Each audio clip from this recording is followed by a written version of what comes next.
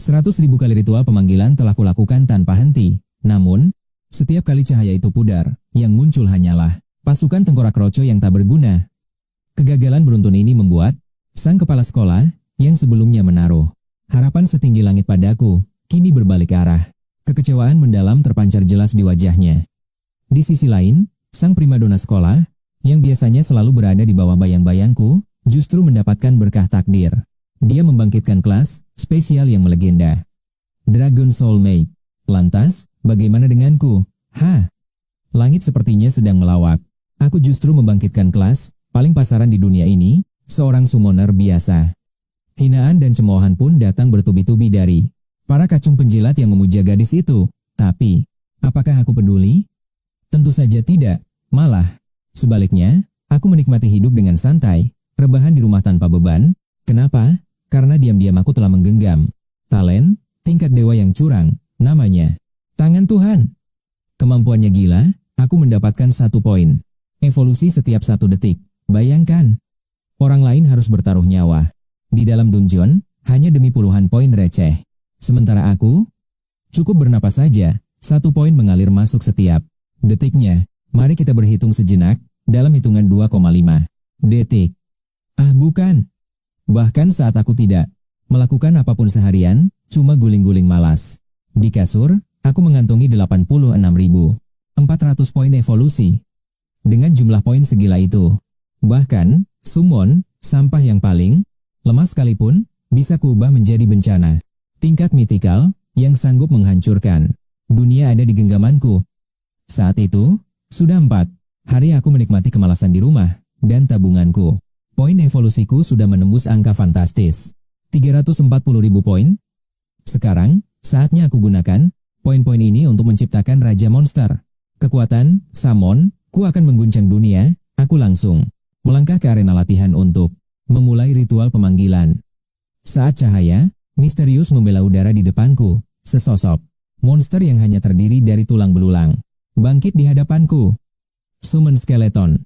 Ras, asterisk ordinary evolvable asterisk. Garis keturunan, undead. Level 1, asterisk tier time 1, asterisk talent asterisk, asterisk pain immunity asterisk, level 1. Cukup basa-basinya, aku akan segera menghabiskan seluruh poin evolusi ini tanpa sisa keraguan. Buang jauh-jauh sekarang juga. Dengan modal lebih dari 300.000 poin evolusi ini, bahkan babi sekalipun bisa kubuat terbang menembus langit. Tanpa buang waktu, panel pemanggilan langsung kubuka lebar. Mulai kutuangkan poin demi poin tanpa ampun. Kegilaan evolusi dimulai sekarang. Lihatlah panel itu. Status si tengkorak bergetar hebat seolah mau meledak. Angka-angka berubah liar setiap detiknya, terus menanjak. Kecepatannya benar-benar mengerikan, bikin merinding. Tembus batas. 8.000 poin evolusi terlampaui. Wujudnya berubah. Bangkitlah sang prajurit tengkorak. Belum cukup. 20.000 poin evolusi ditelan habis. Naikkan pangkatnya. Hormatilah sang jenderal tengkorak. Hantam lagi.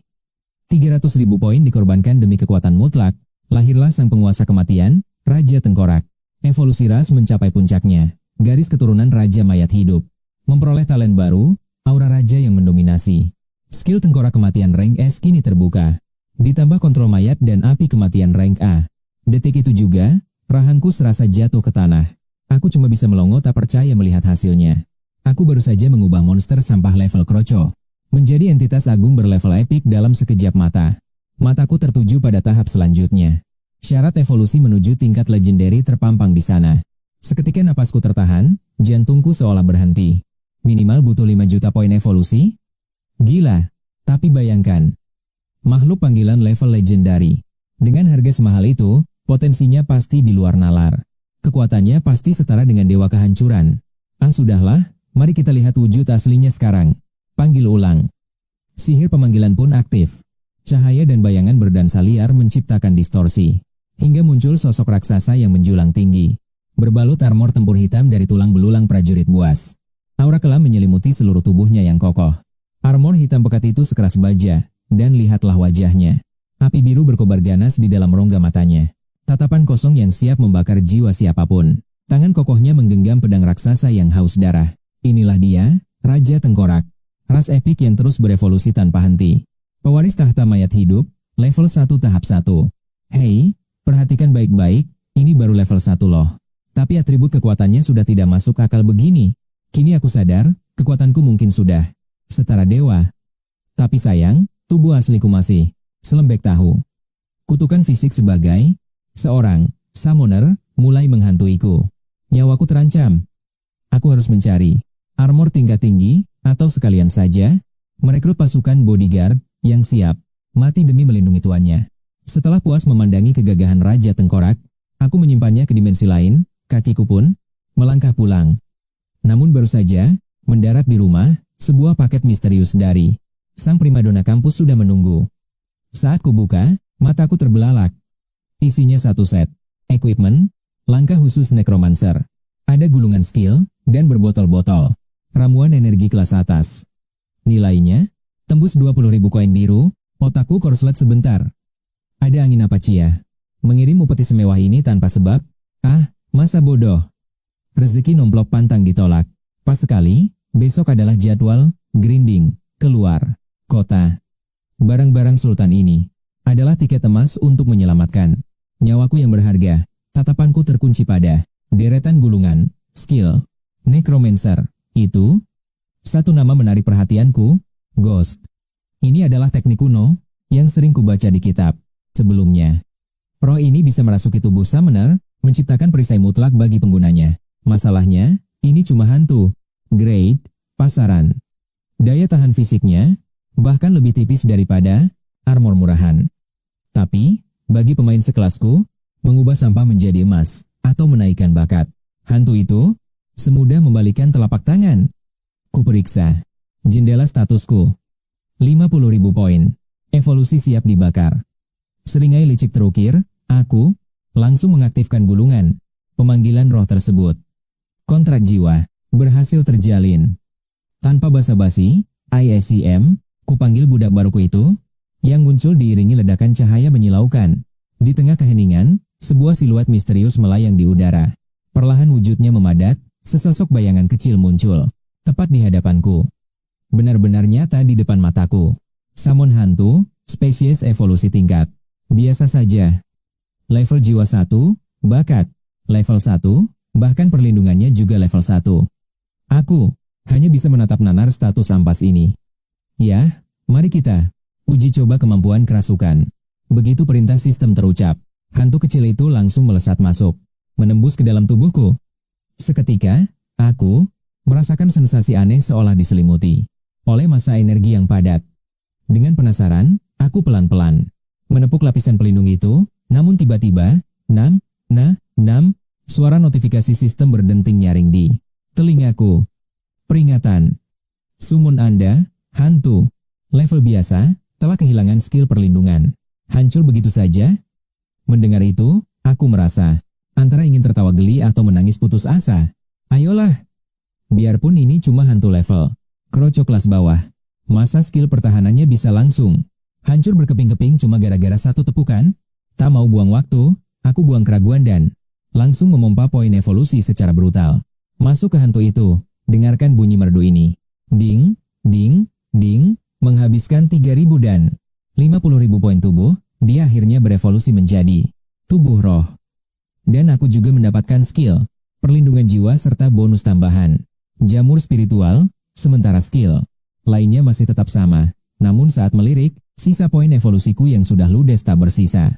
Hah? Setiap kali upgrade, rasanya poin evolusi yang susah payah dikumpulkan ini habisnya terlalu cepat. Hilang dalam sekejap mata.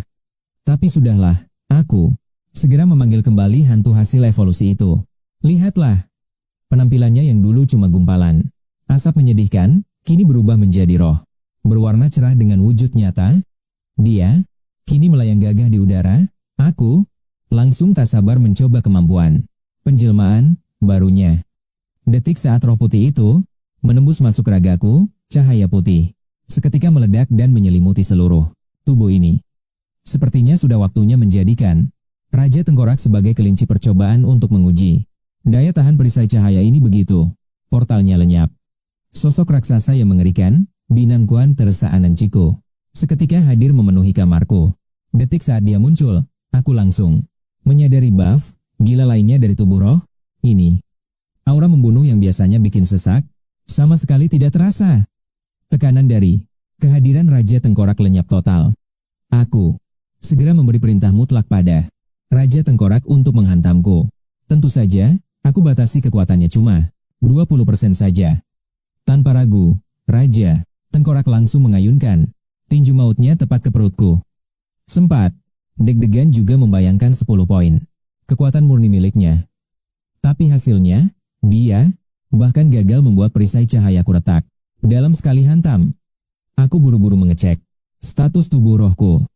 Mana yang terpakai untuk menangkis serangan itu bahkan tidak sampai 10 poin. Ini gila. Artinya, dengan skill ini, aku bisa menahan 2 kali hantaman Raja Tengkorak dengan 50 poin kekuatan penuh. Ingat, ini baru tingkatan elit saja. Kalau nanti berevolusi ke tingkatan epik, aku tidak bisa membayangkan akan semengerikan apa pertahananku nanti. Tapi, saat mataku melirik syarat poin evolusi untuk upgrade selanjutnya, angkanya bikin pusing. 500.000 poin. Butuh 6 hari grinding tanpa henti untuk mengumpulkannya. Tapi, hal itu tidak akan menghentikan nafsu berburuku. Sementara itu, di area latihan pinggiran kota Tianqing, sesosok cahaya terlihat sedang mengamuk membabi buta. Di zona merah yang dipadati monster level 5 hingga 6 ini, di saat Awakener lain di sana kewalahan hanya untuk membunuh 1 atau 2 monster kroco. Si sosok bersinar ini justru membantai satu area dengan semburan api naga yang dahsyat dan aura kekuatannya telah berevolusi pesat. Sosok itu tak lain adalah sang dewi sekolah, Xiaowao.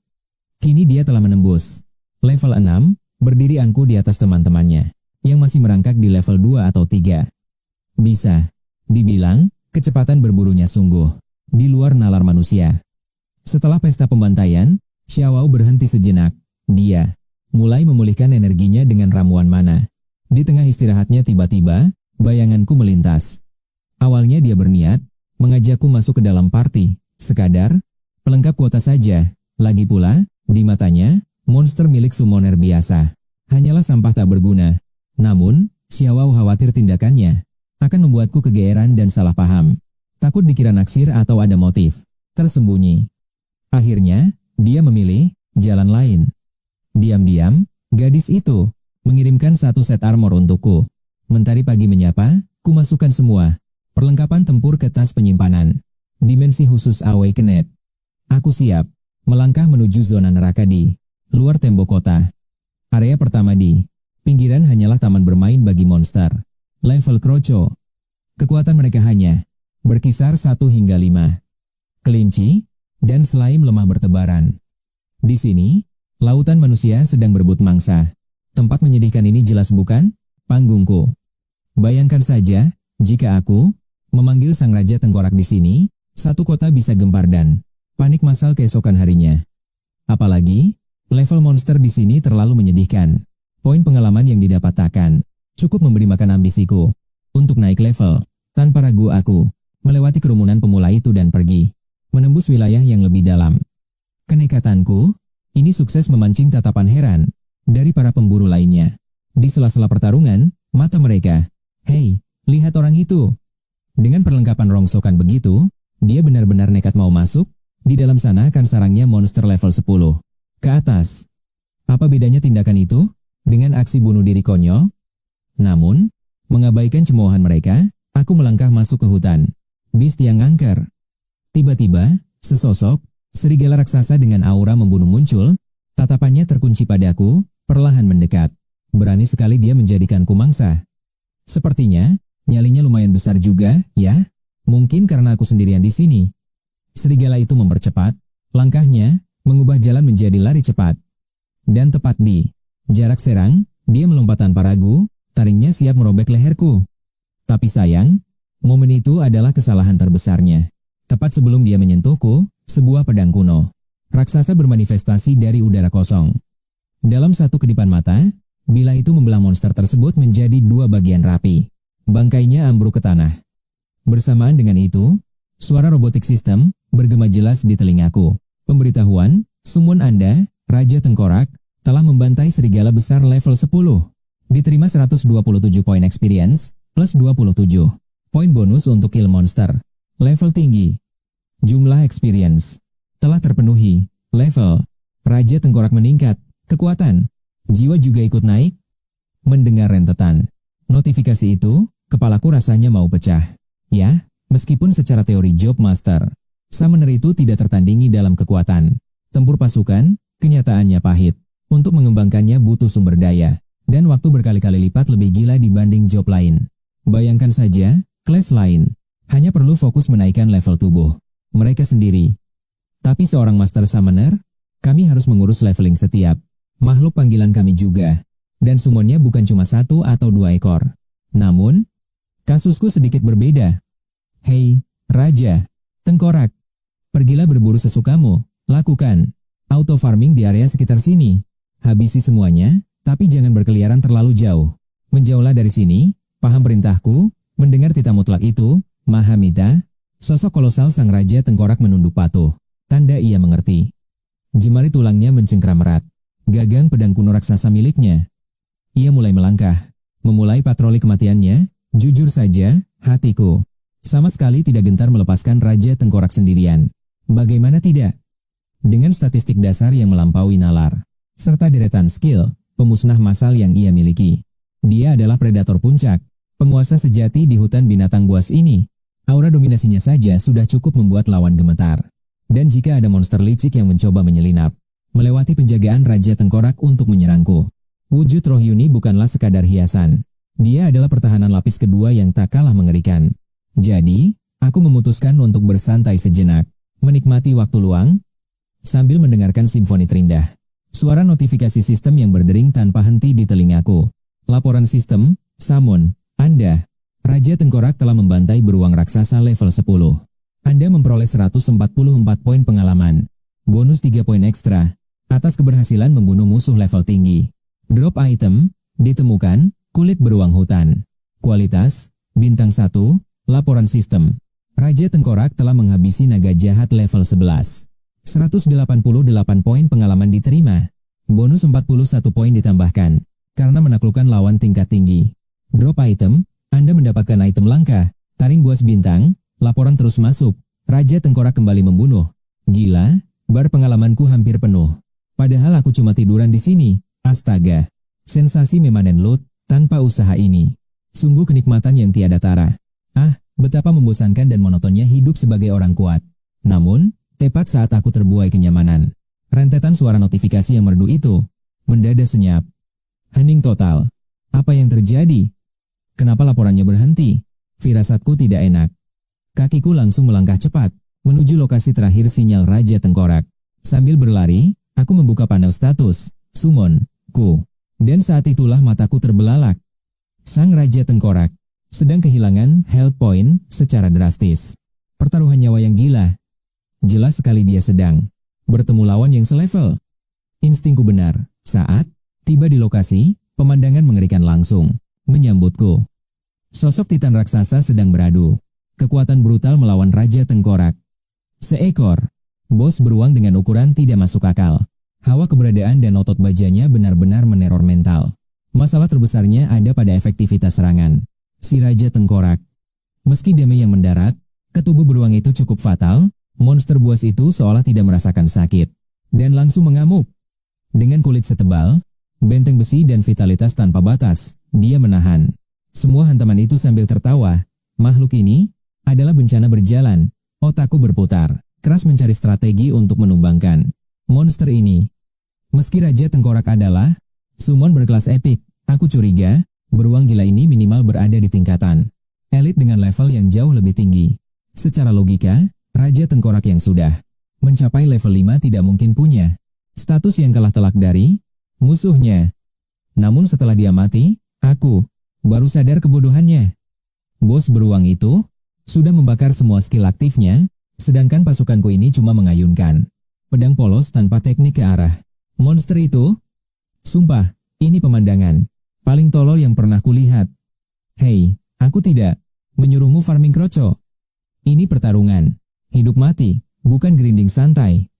Kau tidak pakai satupun gudang skillmu itu. Aku Benar-benar tidak habis pikir. Rasanya ingin kuremukan kepalaku sendiri melihat tingkah Raja Tengkorak. Punya skill rank S tapi otaknya kosong. Cukup sudah basa-basinya. Raja Tengkorak, berhenti menahan diri. Lepaskan seluruh kekuatanmu dan ratakan monster sialan di hadapanmu itu sekarang juga. Detik di mana perintahku menggema di udara, dia yang tadinya hanya memegang pedang karatan dengan gerakan kaku, tiba-tiba berubah drastis. Aura kematian meledak. Dia mulai mencincang raksasa itu semudah memotong kertas. Dalam sekejap, aura kematian meledak dahsyat. Gelombang kekuatan tanpa batas menerjang, mengunci target pada beruang raksasa itu. Detik berikutnya, wujud sang Raja Tengkorak mengalami evolusi, tubuhnya membesar, mendominasi seluruh medan perang. Lidah api biru neraka mulai berkobar, menyelimuti pedang besarnya dengan hawa membunuh. Beruang raksasa yang tadinya sombong menahan serangan, kini gemetar hebat di hadapan sang penguasa kematian. Insting binatangnya menjerit ketakutan, mentalnya hancur lebur oleh tekanan aura mengerikan itu. Ia terpaku, membeku bagaikan patung tak bernyawa. Tiba-tiba, pedang raksasa yang bermandikan cahaya biru itu melayang turun membawa vonis kematian. Raja Tengkorak mengayunkan tebasan pamungkasnya. Duar, satu tebasan telak menghantam tubuh bos monster itu. Vitalitas si beruang langsung terkuras habis dalam sekejap. Tubuh yang tadinya gagah perkasa itu, kini hangus tak bersisa di lahap api biru, lenyap menjadi debu yang berterbangan. Bersamaan dengan itu, lonceng kemenangan dari sistem bergema di kepalaku. Laporan pertempuran, summon, Anda, Raja Tengkorak, berhasil melakukan eksekusi. Pada beruang hutan elit level 20. Anda memperoleh 2 poin pengalaman. Bonus 25.011 poin hadiah, atas pencapaian membunuh musuh level tinggi. Selamat, Anda mendapatkan hadiah spesial elit, sebuah peti harta karun elit level 2. Item jarahan diperoleh, langkah roh beruang hutan 2. Mataku terbelalak menatap sisa-sisa pertempuran itu. Monster sekuat itu tewas hanya dengan satu tebasan santai. Refleks, aku berteriak kegirangan. Gila, Raja Tengkorak milikku benar-benar definisi overpower yang sesungguhnya. Namun, aku sadar, serangan mematikan tadi hanyalah teknik dasar bagi Raja Tengkorak. Bayangkan, dia bahkan belum mengeluarkan skill aslinya. Tepat saat tanganku hendak menyentuh peti hadiah, sensor pendengaranku menangkap suara asing. Sial, sepertinya ada parti pemburu lain yang mendekat. Tanpa buang waktu, aku memerintahkan Raja Tengkorak, cepat bawa aku kabur dari sini sekarang juga. Aku langsung masuk mode siluman, bahaya besar jika mereka tahu akulah tuan dari monster mengerikan ini. Menyatu dengan bayangan semak belukar, aku segera melakukan unsummon pada Raja Tengkorak demi keamanan. Tak berselang lama, satu parti petualang muncul tepat di posisiku saat ini. Ini adalah titik di mana bangkai beruang hutan itu seharusnya berada. Jejaknya putus di sini. Target menghilang. Apa rencana kita selanjutnya? Tanya seorang pemuda yang menggenggam tongkat, tipe mage yang terlihat ambisius dari caranya meremas gulungan mantra sihir. Dengan yakin dia berkata, tenang saja, target belum lari jauh. Hawa keberadaannya masih terasa pekat di area ini. Sisir area ini sekarang. Jangan lupa, beruang raksasa itu adalah monster elite yang sangat langka. Jika kita bisa mendapatkan kota harta elit darinya, dan isinya adalah buku, skill, tingkat tinggi, yang legendaris, atau artefak sihir bernilai fantastis, kita bakal kaya mendadak seumur hidup. Dari balik persembunyian, aku hanya bisa menyeringai, menguping keserakahan mereka. Otakku mulai berhitung. Sebegitu mahalkah harga pasar kotak elite ini? Apa lebih baik ku jual saja di pelelangan nanti? Ah, persetan. Rasa penasaran ini membunuhku. Lebih baik ku buka sendiri. Sementara itu, mereka menyebar, membolak-balik area sekitar tanpa hasil. Tapi hasilnya, nihil. Jejakku bersih tanpa sisa. Akhirnya, mereka menyerah, dan meninggalkan lokasi dengan tangan hampa. Aman. Perlahan aku melangkah keluar dari persembunyian. Namun, baru beberapa langkah kakiku berpijak, instingku menjerit. Ada mata yang sedang mengintai. Cih, party, tadi ternyata main kotor dan membuntutiku. Ini masalah besar. Jika lintah darat ini terus menempel, empan cawaha, kapan aku bisa grinding monster dengan tenang? Bagaimana caraku mengejar level up gila-gilaan ini? Tunggu dulu. Sebuah ide licik melintas di kepalaku. Raja Tengkorak milikku. Bukankah penampilannya sangat meyakinkan sebagai bos monster wilayah ini? Mereka haus akan item drop dan kekayaan, bukan? Kalau begitu, melawan monster tingkat epic adalah impian mereka. Aku hanya membantu mewujudkan mimpi itu. kan? Tidak, saat menyadari rencana jahat ini, aku tak bisa menahan tawa. Selama aku tutup mulut, tak ada yang akan sadar bahwa malapetaka itu adalah makhluk panggilanku. Dengan merapal mantra dalam diam, sebuah portal dimensi terbuka jauh di belakang mereka. Cukup untuk memancing kekacauan yang sempurna. Seperti biasa, habisi siapapun yang berani menghalangi jalanmu. Jangan pernah meremehkan tim manusia itu jika kau berpapasan dengan mereka. Jangan menahan diri. Gunakan seluruh keahlianmu. Tunjukkan kekuatan yang sesungguhnya. Setelah memberikan titah mutlak pada sang Raja Tengkorak, aku melangkah pergi dengan santai, seolah tak ada beban. Aku ingin menyaksikan sendiri bagaimana cara tim itu bertahan hidup melawan monster panggilan terkuatku. Sang Raja Tengkorak yang telah menerima perintah tuannya, segera bergerak, menyeret pedang kuno raksasanya. Aura kematian menyelimuti langkahnya saat mulai berburu, mencari mangsa di kedalaman hutan yang sunyi. Sambil berjalan, aku iseng menghitung total keuntungan hari ini. Padahal baru setengah hari berlalu, tapi hasilnya mengejutkan. Aku sudah mengantongi sekitar 100.000 koin dari kota Bluard. Bagi Ekener, biasa, angka segitu adalah hal yang mustahil. Namun, saat aku tengah asyik membayangkan kekayaan itu, dan menghitung berapa banyak lagi yang bisa kuraup, sebuah notifikasi sistem tiba-tiba muncul di depan mataku. Peringatan. Summon, milikmu, Raja Tengkorak, sedang diserang. Hah? Siapa yang cukup gila menyerang monster selevel dia? Sepertinya keberadaan Raja Tengkorakku sudah tercium, Maring Sabu Duaraku sudah tercium, oleh tim manusia itu. Karena tidak mungkin ada monster liar di hutan ini yang sanggup melukai summon level tinggi itu. Rasa penasaran pun meledak dalam diriku. Bagaimana cara kelompok kecil itu menghadapi sang Raja Kematian? Firasatku mengatakan, ini tidak akan menjadi pertarungan, melainkan pembantaian sepihak oleh Raja Tengkorak. Tanpa buang waktu, aku langsung melesat menuju lokasi. Aku harus segera sampai di tempat Raja Tengkorak berada. Kakiku bergerak secepat kilat menembus pepohonan. Jangan sampai aku terlambat dan melewatkan pertunjukannya, karena kompetisi ini mungkin akan berakhir dalam sekejap. Sementara itu, di sisi lain hutan tempat mereka bertemu, sosok mengerikan Raja Tengkorak berdiri dengan gagah. Tangan tulangnya menggenggam pedang besar yang mematikan, memancarkan aura intimidasi yang membuat udara terasa berat. Benar saja, pengintai dari tim lawan yang bertugas membuntuti Yuni, akhirnya menemukan keberadaan monster itu. Matanya terbelalak. Instingnya langsung berteriak bahaya. Ini jelas bukan monster kelas kroco yang biasa mereka lawan. Ia melihat Raja Tengkorak itu membantai monster lain dengan mudah. Pemandangan itu membuatnya terpaku dalam ketakutan. Dengan tangan gemetar, ia segera menghubungi rekannya. Cepat ke sini, kita menghadapi ancaman level bencana. Di tengah kegelapan ini, aku menemukan sesuatu yang mengerikan. Sosok kerangka raksasa yang menjulang tinggi. Aura yang dipancarkannya jelas. Bukan milik monster kroco biasa. Saat rekan satu Kuaparti, kutiba di lokasi kejadian, Kumantara, mata mereka terbelalak melihat tubuh masif sang Raja Tengkorak. Ia menggenggam sebuah pedang, tulang raksasa yang sedang menebas monster. Biasa bagaikan memotong tahu, mereka langsung gemetar, ketakutan melihat pemandangan itu. Dengan satu serangan dahsyat, seperti itu, mustahil bagiku untuk menahannya. Bahkan dengan kekuatan penuh, pertahananku pasti hancur lebur. Seorang warrior, berarmor tebal yang memegang tameng pusaka lalu bertanya dengan suara bergetar. Kalian bercanda kan? Yakin sasaran kita tuh monster gila ini? Sang mage menatap tajam ke arah sosok yang terus membayangi Yuni, lalu menganalisa, coba perhatikan target serangannya. Kelihatannya sih cuma monster-monster lemah, tapi lihatlah kehancuran itu. Cuma sekali, tebas langsung lenyap. Dia terlalu overpowered. Peluang kita menang melawan dia adalah nol besar. Sang ketua parti lalu angkat bicara dengan wajah pucat.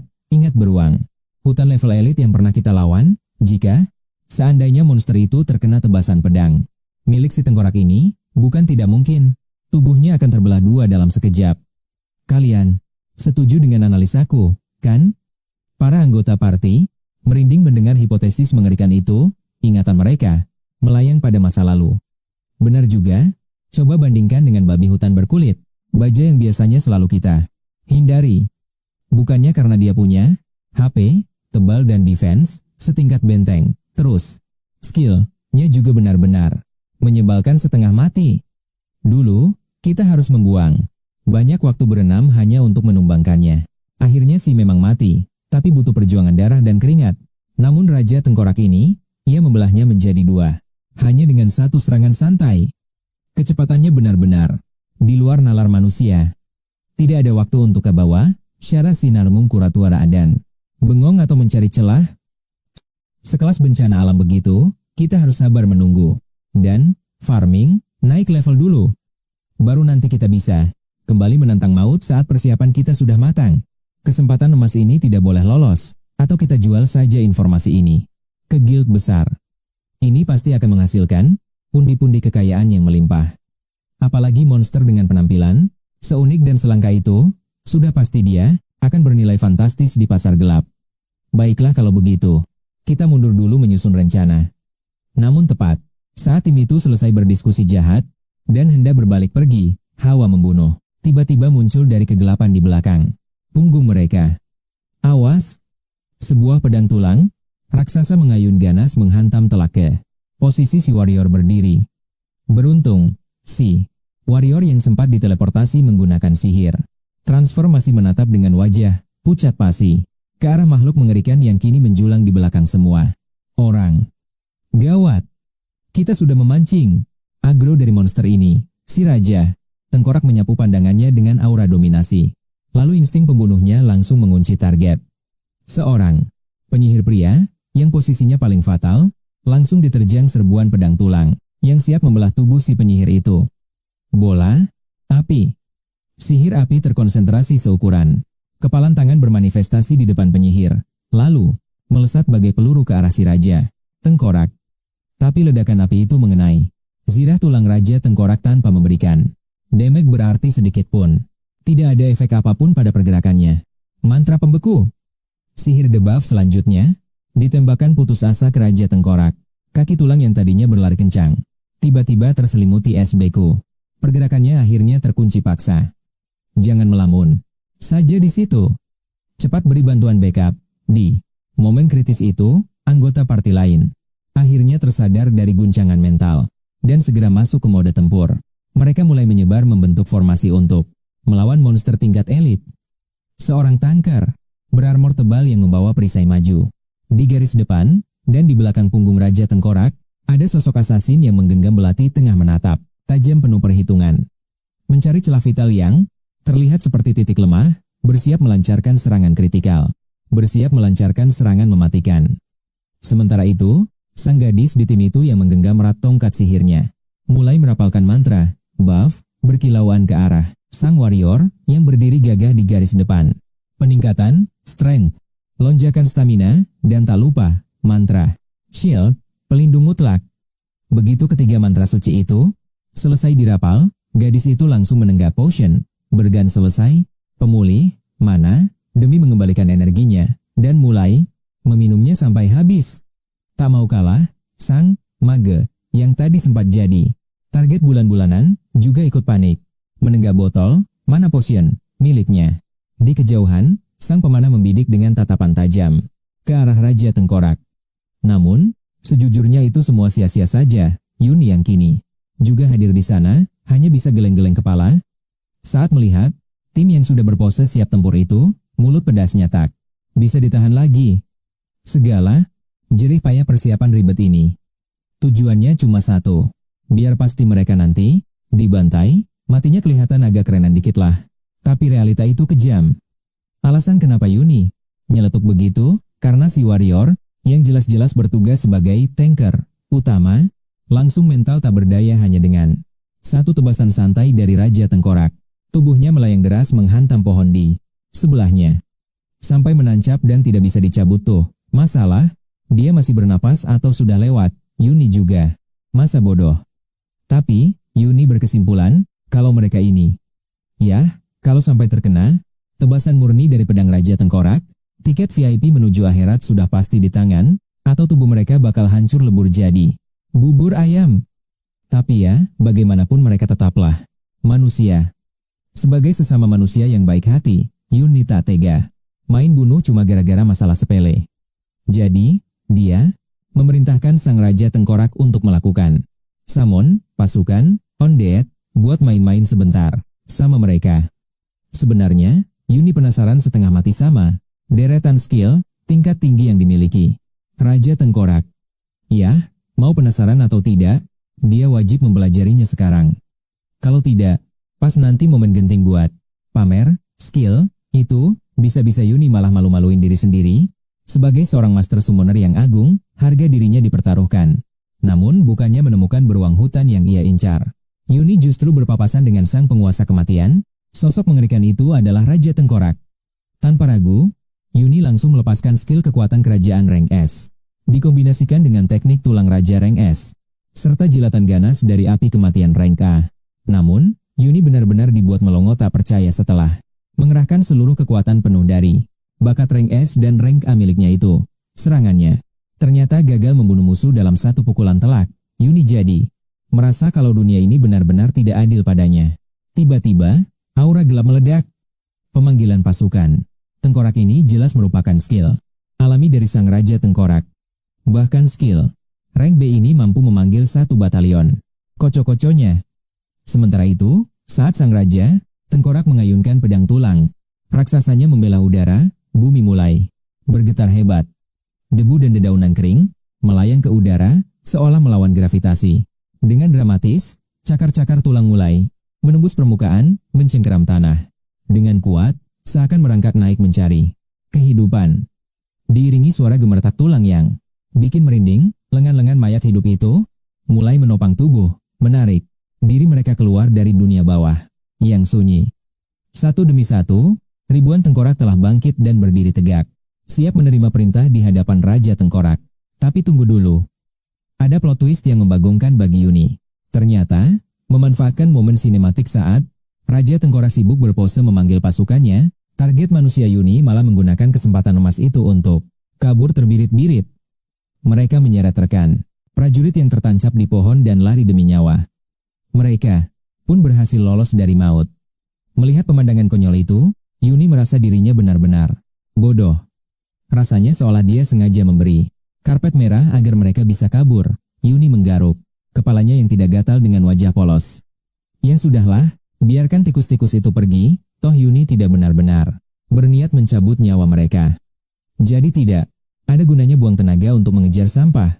Namun, aura keberadaan sang Raja Tengkorak itu sepertinya mustahil untuk disembunyikan selamanya. Yuni berpikir bahwa itu bukanlah masalah besar, asalkan satu rahasia tetap terkubur rapat. Bahwa dialah si Yuni, dalang yang memanggil monster itu saat kegelapan mulai menyelimuti dunia.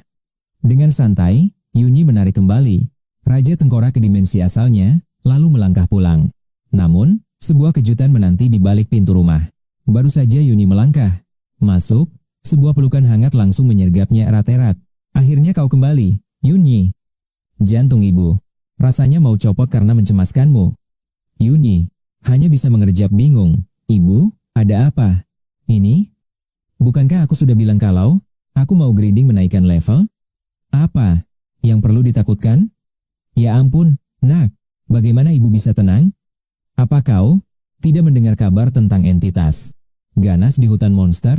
Itu tidak jauh dari kota kita. Ada sosok menyeramkan muncul di sana. Katanya wujudnya seperti tengkorak hidup atau roh jahat yang gentayangan. Saat telinganya menangkap kata tengkorak dan hantu, Yuni langsung merasa tersindir dan alarm bahaya berbunyi di kepalanya. Ia membatin, gawat. Jangan-jangan rumor yang mereka bicarakan adalah Raja Tengkorak milikku? Ia pun bertanya dengan nada menyelidik, Bu, dari mana ibu tahu? Berita itu? Televisi? Bukan cuma berita. Pemerintah sudah menetapkan status darurat. Seluruh awak kener diperingatkan dengan keras untuk tidak mendekati hutan binatang aneh itu. Bahkan, akses ke sana sekarang sudah ditutup total. Kalau tak percaya, lihat sendiri. Tanpa buang waktu, ibu menyalakan televisi. Jemarinya dengan cepat memindah ke saluran berita utama. Mata Yuni membelalak melihat wajah yang sangat familiar terpampang di layar kaca. Itu adalah si penyihir pria, anggota tim yang baru saja ia temui siang tadi. Dia sedang berkoar-koar menceritakan betapa mengerikannya teror tengkorak itu dan bagaimana aksi heroik tim mereka saat menghadapi maut. Meskipun cerita kepahlawanan mereka saat melawan raja tengkorak itu terdengar penuh bualan yang melebih-lebihkan. Bicara soal aura mengerikan sang Raja Tengkorak, teror yang terpancar di wajahnya itu sungguh mencekam. Saat melihat pemandangan ini, harapan terakhir Yuni hancur berkeping-keping. Ya, nasi sudah menjadi bubur. Gosip panas ini telah menyebar Dan kini seluruh penjuru kota sudah gempar. Namun, untungnya sepertinya, tidak ada bukti foto Raja Tengkorak miliknya. Yuni sangat was-was jika identitas partner opnya itu terbongkar, takut kalau nanti dia malah diculik untuk dijadikan tikus percobaan laboratorium. Lagi pula, dia hanyalah seorang summoner biasa. Dalam logika dunia ini, sungguh mustahil memiliki monster setingkat Raja Tengkorak. Kecuali jika dia mengalami awakening dengan job legendaris, seperti sosok penyihir jiwa naga yang terkenal dari wilayah Ciao itu. Oleh karena itu, Yuni memilih untuk menyembunyikan kartu asnya, takut memancing kecurigaan orang-orang terhadap kekuatan yang dia miliki. Yuni menatap angka 80.000 lebih poin evolusi yang berhasil dia panen.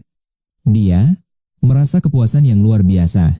Tidak, dia harus tetap bermain cantik dalam bayangan. Yuni berencana mencairkan hasil jarahannya. Esok hari, misi utamanya adalah mendapatkan monster panggilan ampas untuk penyamaran. Keesokan paginya, Yuni melangkah menuju bursa, sebuah pusat transaksi yang dibangun khusus oleh pemerintah bagi para awakener. Di tempat ini, tersedia surga belanja bagi kebutuhan para profesional. Mulai dari perlengkapan tempur, gulungan skill langka, dan masih banyak lagi. Tidak heran jika lokasi ini menjadi magnet bagi ribuan awakener. Tentu saja, di sini, dan Harasa, juga tersedia fasilitas penampungan material monster. Yuni sempat menelan ludah, tergiur, melihat kilauan di zona perlengkapan dewa dan zona gulungan skill mahal. Akhirnya, Yuni sampai di konter penukaran material. Sosok yang menyambut kedatangan Yuni adalah pria berbadan raksasa yang kekar. Dia mengenakan seragam yang terlihat sesak di tubuh besarnya. Pelayanan yang sempurna. Pria itu menatap Yuni, topeng keramahan terpasang rapi di wajahnya. Selamat datang, Tuan Hunter. Apakah Anda mencari equipment, tempur, atau justru ingin mencairkan hasil buruan hari ini? Kalau aku jual dalam jumlah besar sekaligus, potong Yuni dingin, apa ada harga spesial untukku? Senyum pria jangkung itu makin lebar, naluri bisnisnya langsung bekerja. Tentu, itu tergantung volume barang yang Anda bawa.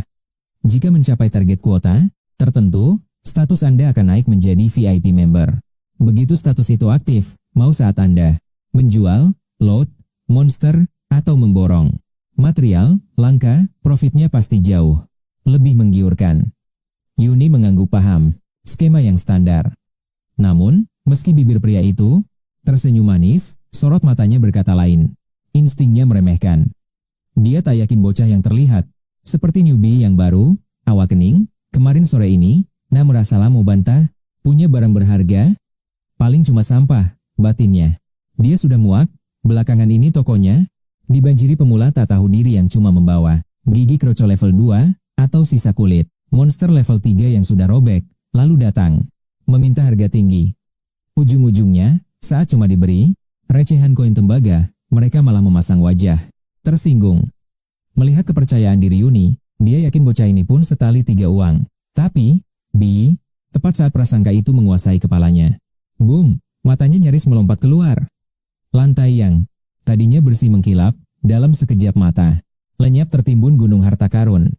Tumpukan gigi, tanduk, dan cakar monster memenuhi ruangan. Sikap angkuhnya hancur lebur saat menyadari aura mengerikan dari tumpukan itu. Ini bukan sampah, ini murni loot dari monster elite level 10 ke atas. Jantungnya berdegup kencang, shock, setengah mati. Fakta di depan matanya menampar logikanya. Meski Yuni terlihat polos seperti awakened, kelas teri, kenyataannya kekuatan tempurnya pasti di luar nalar. Kelas macam apa yang dimilikinya? Kalau bukan monster berwujud manusia, mustahil dia membantai satu pasukan monster level 10 sendirian. Kualitas barang ini, jumlah yang gila ini, siapa sebenarnya dia? Apakah dia pemburu veteran yang menyamar? Seorang pemula mustahil memiliki aura sekuat ini. Di dunia ini, memiliki kelas tingkat tinggi ibarat memegang tiket emas, membuat semua mata tertuju padamu, berebut untuk menjalin koneksi. Tengok saja Xiao, sang pengendali Dragon Soul Mage yang legendaris. Kekuatannya telah mengguncang dunia, membangkitkan ambisi berbagai guild raksasa dan universitas elit yang siap berperang demi merekrutnya.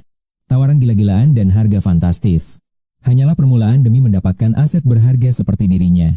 Mereka bahkan tak peduli dengan syarat apapun, memberikan kebebasan mutlak, karena bagi mereka, seorang awakener selevel Xiao adalah investasi tanpa risiko, dengan masa depan yang bersinar terang.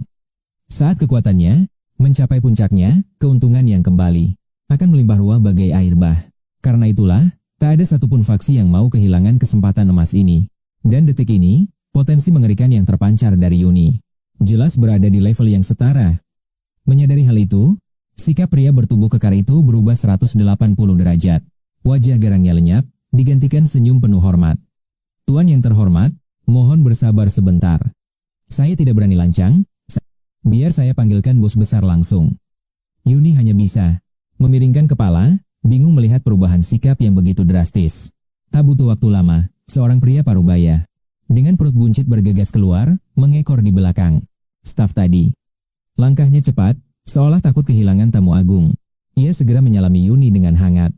Sambil menyunggingkan senyum lebar penuh arti, ia berkata, "Halo, kehormatan bagi saya untuk bertemu Anda. Saya adalah Wakil Presiden Kamar Dagang Tianlian. Panggil saja saya Yunan Qian." Yuni masih sedikit terkejut, namun insting sopan santunnya membuatnya membalas sapaan itu dengan canggung. Setelah sesi perkenalan singkat itu usai, sang wakil presiden mengalihkan pandangannya pada gunungan material monster yang dibawa Yuni. Ia mengangguk-angguk, matanya berbinar, penuh kepuasan. "Nah, Li kecil, hitung segera, berapa total nilai transaksi untuk harta karun sebanyak ini?" Pria kekar itu dengan sigap memeriksa data di layar komputernya. Totalnya 985.600 koin bintang biru, Pak. Angka yang fantastis. Mendengar laporan itu, sang wakil presiden tersenyum makin lebar. Dengan gerakan dramatis, ia mengeluarkan 2 buah kartu emas. Entah dari saku mana, menggenggamnya erat seolah itu adalah kunci takdir. Tatapannya kembali terkunci pada Yuni, lalu dengan nada menggoda, ia berkata, "Di dalam kartu ini, tersimpan saldo sebesar 2 juta koin. 1 jutanya adalah pembayaran, sedangkan 1 juta sisanya. Ini profit murni dari hasil hunting yang sudah kamu kumpulkan. Ditambah lagi, ada 1 juta ekstra sebagai dana investasi spesial dari kamar dagang Tianan khusus buatmu. Jadi, gimana? Tertarik kan?" Mendengar tawaran menggiurkan dari Pak Wakil Ketua, lidah Yuni mendadak keluh. Dia sama sekali tidak pernah bermimpi bakal dapat investor kakap. Padahal aku ini cuma summoner kroco, kan? Kenapa nasibku bisa berubah drastis begini?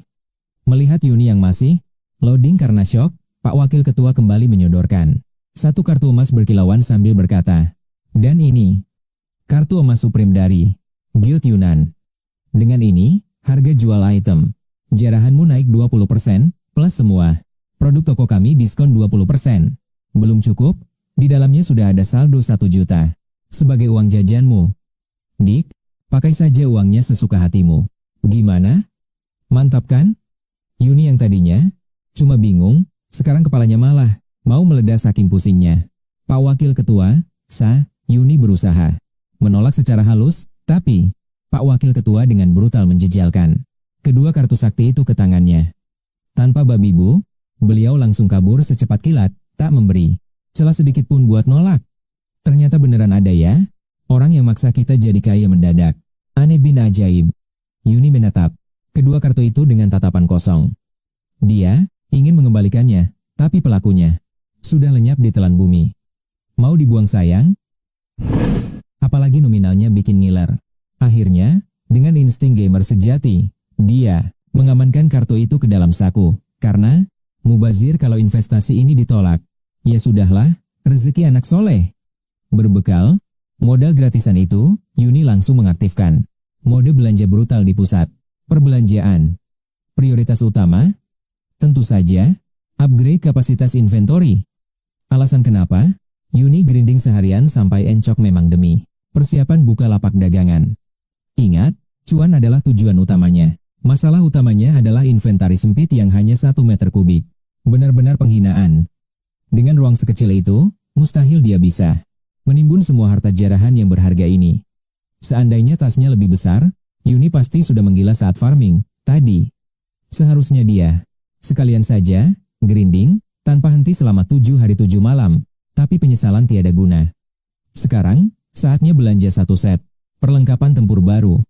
Dia mengincar Gear, Master, Summoner yang jauh lebih canggih, lengkap dengan stok, Potion, pemulihan nyawa dan mana, serta tidak lupa, gulungan kitab rahasia untuk mempelajari teknik summon, tingkat tinggi. 500.000 koin bintang biru melayang dalam sekejap mata. Namun hasilnya sepadan. Yuni berhasil memperluas kapasitas inventarisnya hingga 50 meter kubik. Di sisi lain, dompetnya menjerit kesakitan karena biaya upgrade. Tas ajaib ini benar-benar mencekik leher. Bayangkan saja, dalam waktu singkat dia sudah membakar 1 juta koin dari total 2 juta kekayaannya. Itu pun sudah termasuk potongan harga spesial. 20%. Tapi sudahlah, sakit hati soal uang bisa dipikirkan nanti. Yuni rela berkorban demi investasi kekuatan jangka panjang. Tanpa ragu, dia gelontorkan lagi 300.000 koin biru yang tersisa. Targetnya adalah 1. Set lengkap equipment, Summoner level 2. Armor. Ini memberikan lonjakan bonus status dan pertahanan fisik yang luar biasa tebal. Kualitasnya berkali-kali lipat lebih dewa dibandingkan barang rongsokan yang pernah dikasih Xia dulu. Apalagi ini adalah full set yang memicu efek istimewa, sebuah skill, pasif langka, healing, peringkat C.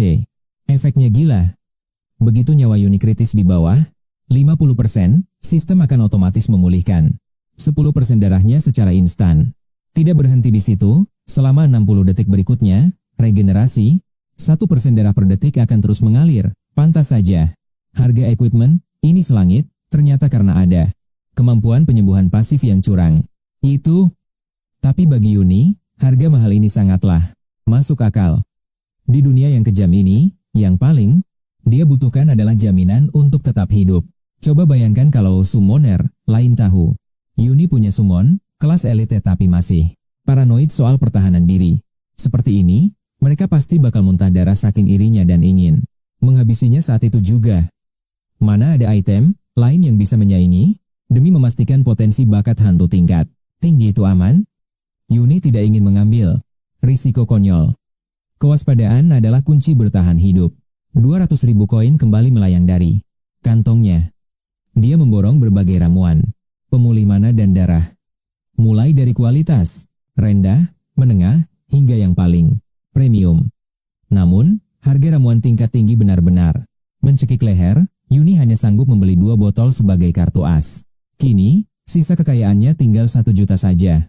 Tatapan Yuni beralih pada gulungan pembelajaran pemanggilan yang memancarkan cahaya godaan. Gulungan untuk monster dengan potensi bakat biasa rasanya sangat murah meriah.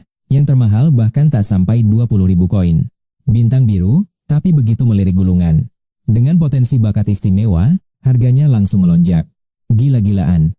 Apalagi gulungan pemanggilan level elit dengan potensi dewa kosong melompong. Barang langka itu sepertinya hanya beredar di kota-kota besar. Kota Tian memang terlalu sempit untuk ambisinya. Tiba-tiba, realita menghantam pikiran Yuni. Sebulan lagi dia akan angkat kaki dari sarang kecil ini.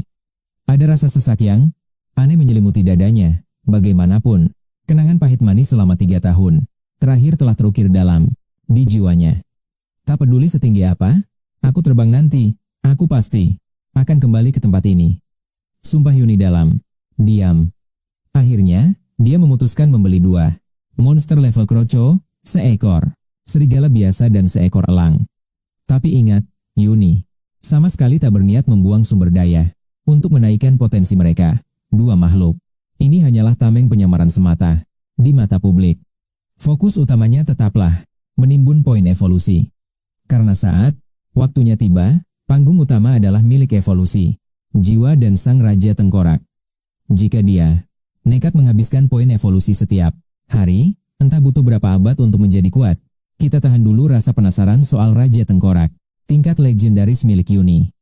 Melompat ke beberapa hari kemudian, tepat di ujung terjauh dari perbatasan kota Tianqing, terdapat sebuah zona neraka yang menjadi sarang monster dengan tingkat ancaman paling mengerikan, yaitu Pegunungan Yunling.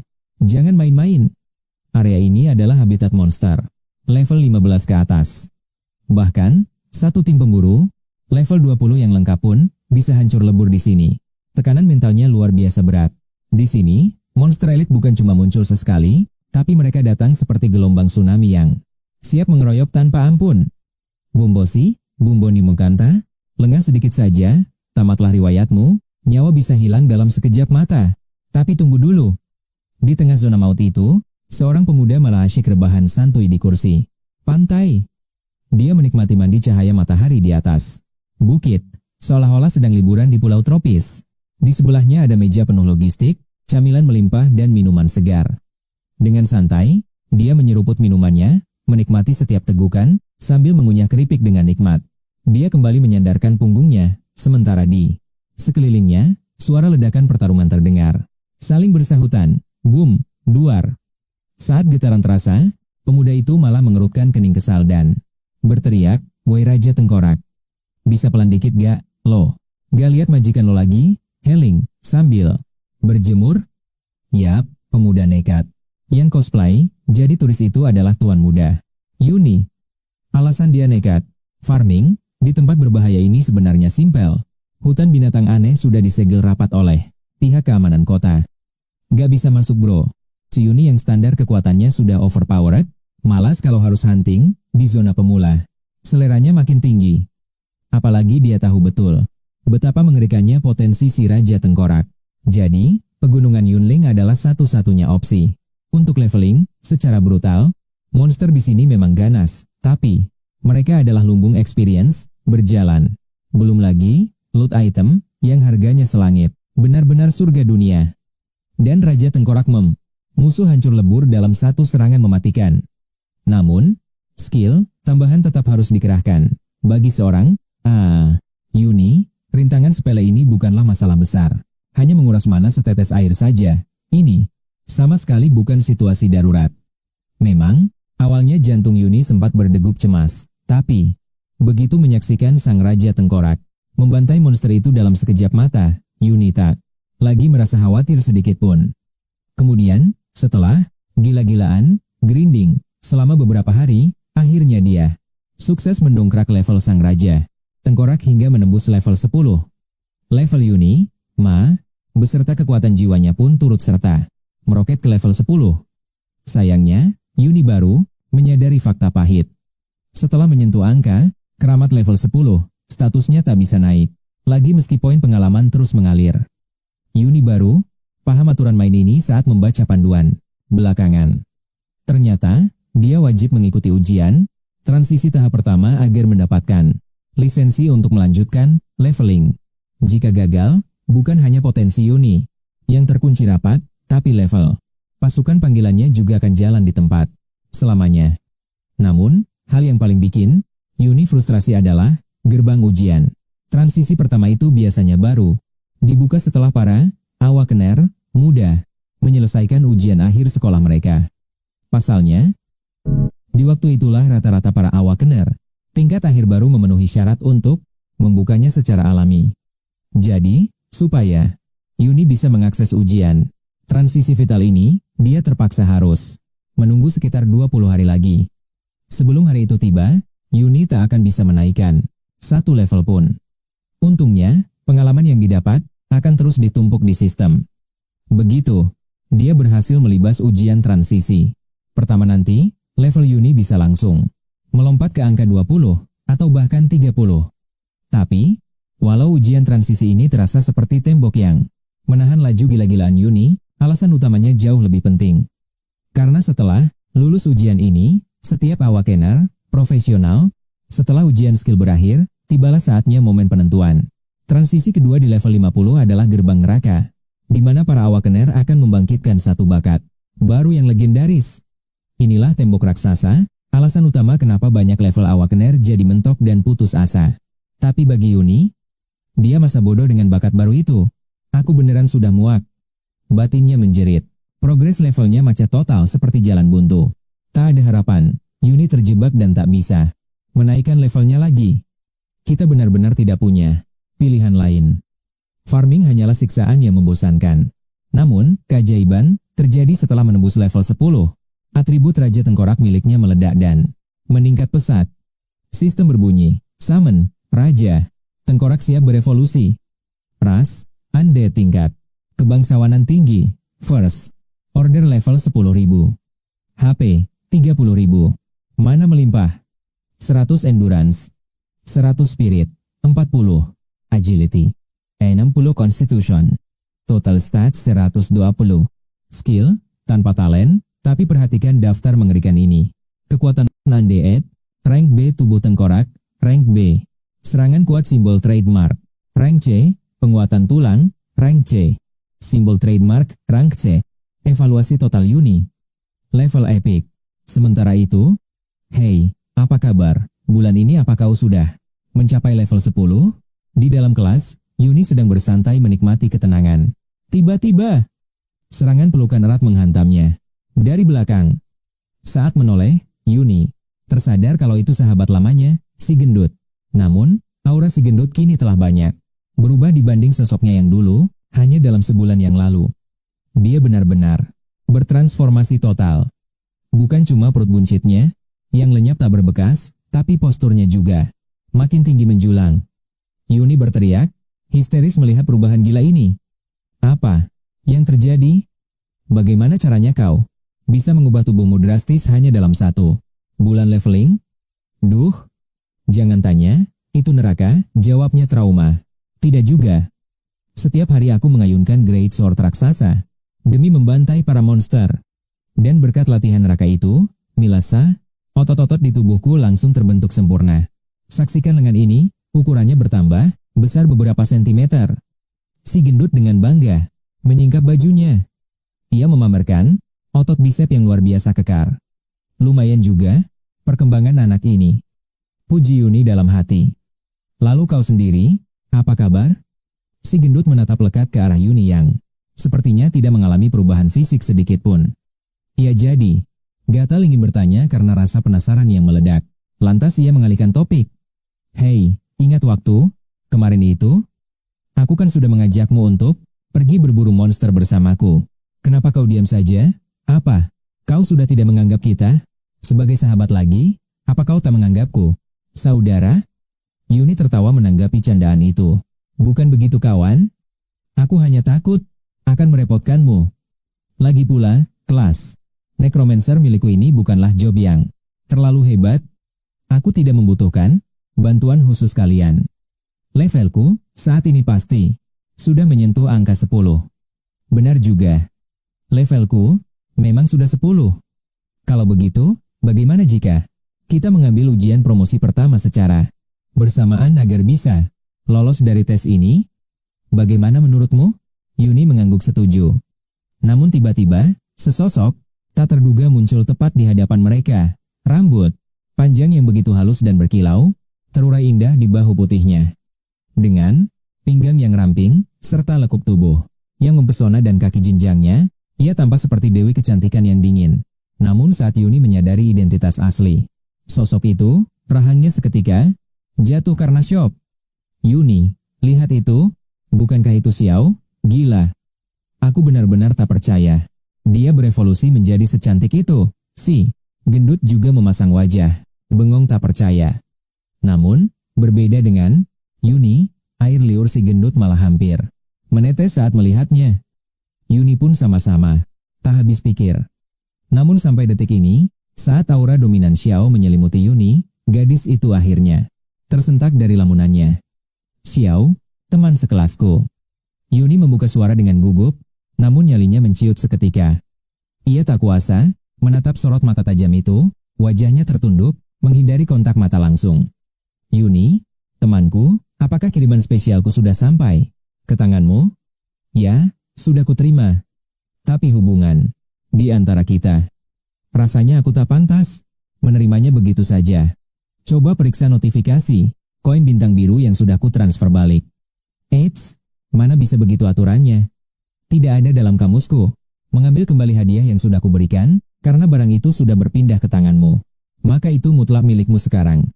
Tapi jika kau benar-benar memaksa ingin membalas budi, bagaimana kalau kau ganti dengan waktumu? Traktir aku makan malam yang enak, Yuni. Terdiam, meresapi setiap kata yang keluar dari mulut Xiao. Ia benar-benar tak percaya, sosok karismatik ini adalah Xiao yang ia kenal di masa lalu. Kenapa perasaanku jadi tidak karuan begini? Segala tentangnya terasa begitu berbeda dan asing. Akhirnya, Yuni mengumpulkan sisa keberaniannya. Baiklah, Xiao, Temanku, aku setuju mentraktirmu. Makan malam saat jadwalku kosong. Sepakat, kau sendiri yang berjanji ya, jangan sampai ingkar janji. Kalau tidak, belum sempat. Kalimat ancaman main-main itu selesai, Xiao sudah melesat pergi meninggalkan misteri. Si gendut yang menjadi saksi bisu drama itu di sampingnya, hanya bisa menganga lebar. Ia menyaksikan kertisuasi Kamasidin jalan beramu asaan tulis warbari haruan. Kemustahilan di depan mata, Yuni benar-benar membuat janji kencan dengan Xiao. Mereka akan menghabiskan malam berdua. Woi, ini beneran lu bukan sih, dasar bocah ajaib. Sumpah, gua tadi udah mau teriak. Lu sadar nggak? Dia itu Ratu S, primadona sekolah kita yang biasanya anti bicara sama siapapun. Tapi dia lulus sama lu. Pas, lu baru sadar kemarin, dia yang paling panik dan khawatir. Itu momen langka seumur hidup. Asal lu tahu, biasanya dipanggil guru pun, dia cuek bebek nggak mau nyahut. Ngomong jujur sekarang sama gue, drama apa yang sebenarnya terjadi selama 30 hari terakhir ini? Ada skandal apa antara lo berdua? Si gendut menatap tajam dengan wajah penuh api cemburu dan amarah. Yuni justru memasang tampang tanpa dosa sambil mengangkat bahu santai, lalu bersikeras kalau dia benar-benar nggak tahu menahu soal itu. Sumpah demi apapun, gue beneran nggak ngerti maksud lo. Sama sekali. Cuma waktu itu, beberapa hari setelah kejadian awakening, dia emang ngirim paket misterius ke rumah gue, tapi habis itu udah, krik-krik, nggak ada kabar apa-apa lagi. Niat hati mau balikin tuh barang saat itu juga, tapi masalahnya, gue buta mepalias nggak tahu alamat rumahnya. Jadi ya, gue nggak punya pilihan lain selain pakai item pemberiannya itu. Si gendut terdiam sejenak, otaknya berputar keras mencerna alibi barusan. Cuma segitu doang? Yuni langsung menyenggol si gendut yang mendadak jadi patung. Emangnya lo ngarepin plot twist? Apaan lagi? Jangan bilang imajinasi liar lo mikir gue ada hubungan romantis sama dia, ngaku lo, walaupun si gendut radar kecurigaannya masih belum padam 100%. Tapi karena Yuni udah ngasih statement begitu, dia akhirnya nyerah dan berhenti menginterogasi lebih jauh. Tapi kalau boleh jujur, Yuni sendiri sebenarnya syok berat sama transformasi gila-gilaan si Xiao. Biarpun cewek itu emang terkenal punya aura es batu di depan orang asing, tapi setahu Yuni selama ini, sang primadona itu cuma tipe hemat suara dan gak terlalu peduli sama eksistensi manusia lain. Dia lebih nyaman dengan dunianya sendiri. Sebenarnya, kepribadiannya gak buruk-buruk amat, tapi interaksinya sama Yuni emang sejarang ketesan hujan di gurun pasir. Terus juga, dia itu anti banget sama yang namanya makeup atau dandan. Tiap hari skinnya default, cuma pakai seragam sekolah atau seragam lagi. Gua hampir gak pernah lihat Xiu pakai outfit casual. Tapi, hari ini adalah pengecualian besar. Xiu gak cuma memodifikasi gaya seragamnya jadi lebih modis, dia juga melepaskan kuncir kuda legendaris yang biasa dia pakai. Rambutnya tergerai indah, kelihatannya dia bahkan sempat memoles wajahnya dengan makeup juga. Pemandangan langka ini bikin Yuni nyaris gak percaya kalau bidadari di depannya itu beneran Xiu. Kok bisa sih dia berubah sedrastis ini dalam semalam? Gumamnya bingung. Tak lama kemudian, suara speaker sekolah menggema, memecahkan lamunan. Seluruh siswa yang terdaftar dalam latihan tempur. Para pengawas ujian mulai memancarkan aura keberadaan mereka di tengah lapangan sekolah saat ini. Tepat saat suara pengumuman menggema, Yuni langsung meluncur ke titik kumpul bersama sahabat setianya, si gendut. Saat itu, lapangan raksasa tersebut terasa begitu lengang, hanya diisi segelintir siswa yang berdiri berjauhan.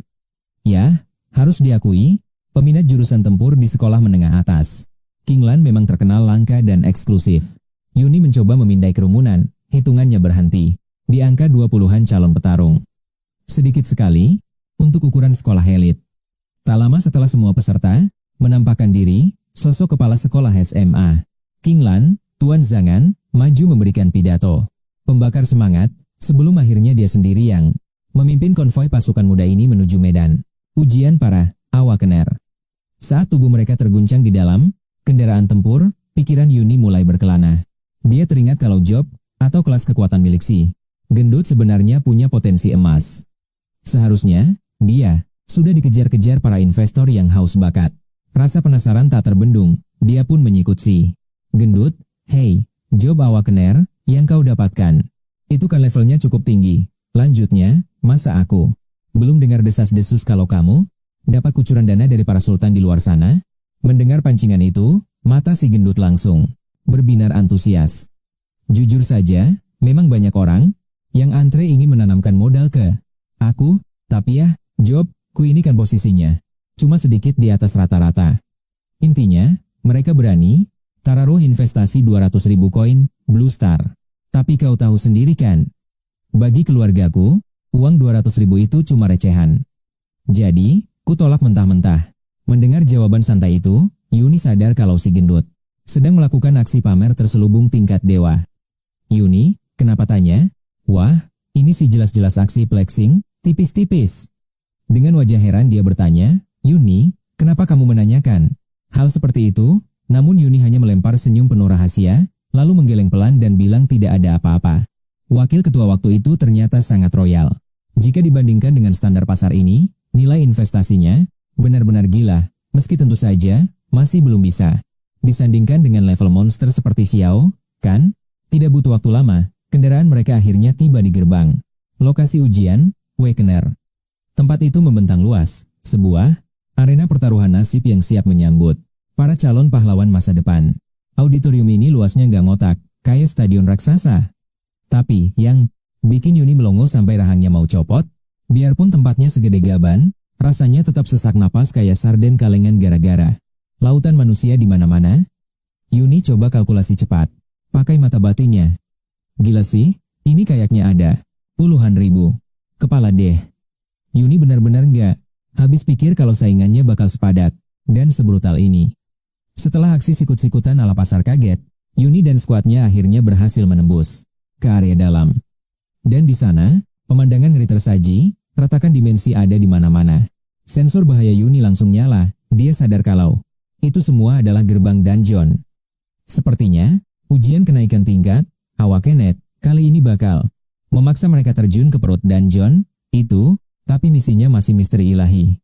Terus, Yuni digiring buat baris di depan salah satu retakan, yang auranya udah bikin bulu kuduk berdiri. Yuni scan, area sekitar, ada kurang lebih 100-an orang di sana. Dari tampangnya sih, mereka semua bukan orang sembarangan, tapi